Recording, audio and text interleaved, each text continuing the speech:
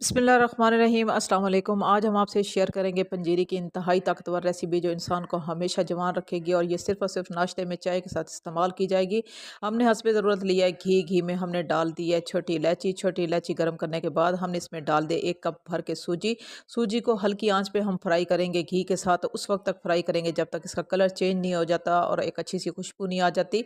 Colour change हो चुका है, खुशबू आ रही है, हमने डाल दिया इसमें चीनी। चीनी हमने उतनी ही मिकदार में ली है जितनी हमने सूजी ली है। अब हम इसमें डाल रहे हैं ड्राई फ्रूट। सूजी और चीनी को हमने बहुत ही अच्छी तरह से फ्राई करने के बाद ड्राई फ्रूट इसमें इस्तेमाल करने हैं। खोपरा है, मेवा है और पिस्ता है, अखरोट है, बादाम है, तमाम ड्राई फ्रूट जो है हम 5 मिनट मज़ीद इसको फ्राई करेंगे सूजी और चीनी के साथ। उस वक़्त तक जब तक इनके ड्राई फ्रूट में से एक अच्छी-सी खुशबू नहीं आ जाती, आप इसको एन्जॉय करें चाय के साथ। और ये इंतहाई ताकतवर है पंजीरी, एक दफ़ा आप ट्राई करेंगे तो आपको अपने अंदर